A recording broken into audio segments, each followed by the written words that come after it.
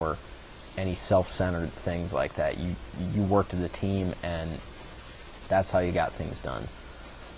How were the guys holding up around you? It was rough. It wasn't so bad for my platoon. We got out of there. Fortunately, no one in our platoon was killed. We had several wounded. We had 3 wounded within my platoon, or within my squad, rather, out of 12 men. It actually got to the point where, and I think most of my peers would agree with me, at the lowest point while we were there, we actually hoped to get shot, because that meant a chance to go back to Al-Assad and just chill for a few days. If you got shot in the leg or shot in the arm, you know, you could get out of there. So were you aware at the time that you were, this winter of January, February, March of '07, surge operations, were you aware of a larger scale of what was going on? I had no idea. I had no contact with anything beyond what my dad sent me as far as news articles, and he'd send those occasionally, which was helpful, but a lot of times I had a difficult time even relating my situation to anything that was happening larger. There was a kind of internet station set up in the FOB, but it was only 3 computers, and it wasn't worth the time for me to go there and actually do anything. So I never visited any kind of social network sites. I never did anything. I didn't check email except when I went to the Haditha Dam on occasion for training here and there. So as you draw down, you're getting towards March and April. There's a general sense that, like you said earlier, things are getting better. Isolated sniper fire, etc. What was the unit's feeling as you're getting towards the end? Get there, finish up. Yeah. Was there a break, a decompression? I mean, maybe talk about the last month or so. Last month, there was a lot of anticipation. There was a lot of fear because we kept hearing rumors of other units in Iraq being involuntarily extended with the surge and everything. There was a lot of fear of that happening. But for the most part, it was very, very upbeat. A lot of talking about what we were going to do when we get back and things of that nature. And do you remember how much time was in between your last patrol mission outside the wire, or whatever you want to call it, and your flight home? I guess maybe about 2 weeks, because we I made my last patrol about 3 or 4 days before we left the FOB, because at that point we were integrating with the unit that was replacing us. Then we went back to Al-Assad, basically just retracing our steps, and we decompressed there for a few days. That was the first time I heard that term.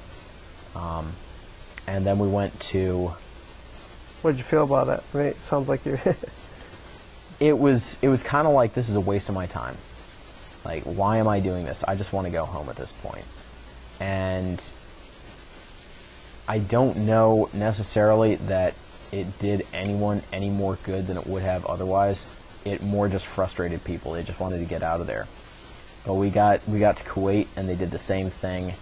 And our company really tried to get us back into the mindset that, all right, you're still Marines. Just because you got through a 7-month deployment and you've seen some stuff, you still have professional duties you need to maintain. So they started making sure we were conducting formations, we were doing PT runs in the morning, and we were marching as a platoon to breakfast every morning. And that got on everybody's nerves, needless to say, because by this point we were very cocky. We felt like we dodged a bullet collectively, and we were going home, and we didn't want to wake up at 6 in the morning and do flutter kicks. So I remember my squad leader taking us out there, and he's like, all right, we're going to do 10 count stargazers. I'm like, what's that? I've never heard of this exercise before. And we lay on our back, and he's describing how we're going to do it. He's like, you're going to put your fingers extended in a joint behind your head, you're going to cross your legs, and you're going to lay there, and you're going to look at the stars. And we did that. And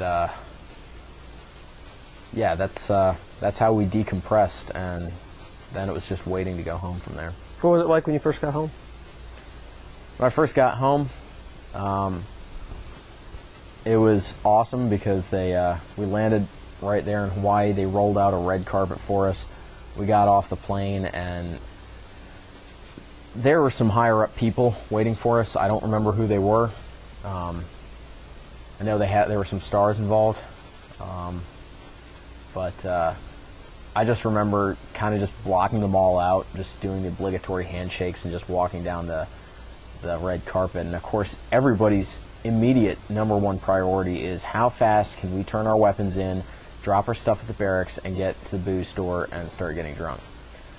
That was just clarity right there. And of course, the pressing issue was how soon is the booze store going to close.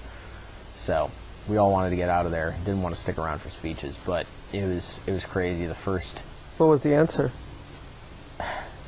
The answer for what? How fast could you get there? Very fast, lightning fast. And there, of course, there were also people there who had family members who got booze for them. And after that point, it was just a drunken stupor for several days. And the battalion gave us a 96-hour pass right after we got back. And then we were back together as a battalion for about 2 weeks, and then we went into the block post-deployment leave period for about a month after that. How was leave? Leave was great. I did a lot of sleeping. I actually didn't do anything that I can really remember of any significance. Did you come back to Philadelphia for that? Yes, I came back here, and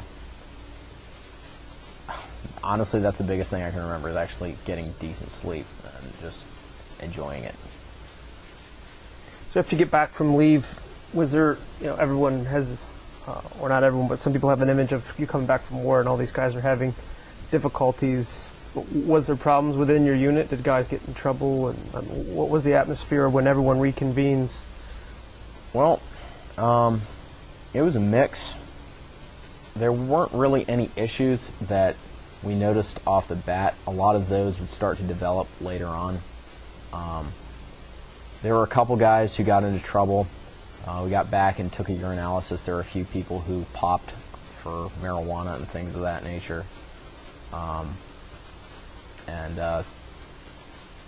The Marine Corps tried very hard to get rid of them. The chain of command fought very hard for several of them because these were young men who distinguished themselves.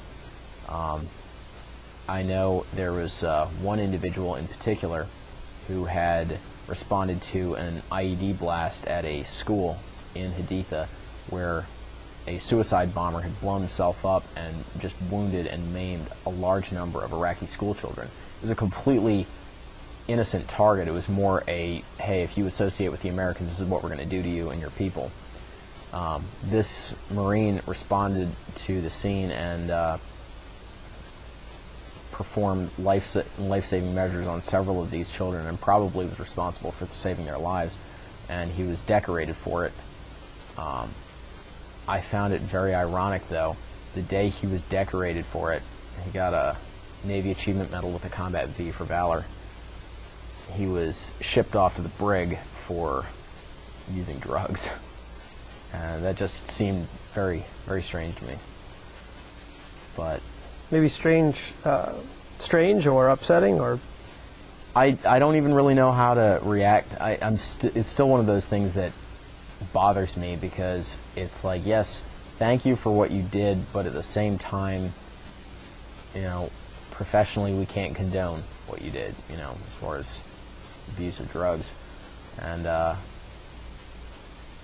it was just this feeling of irony that surrounded like everything after we got back. It was just strange coming from this desolate desert to this tropical island, going from combat to civilian life, and then just dealing with the two.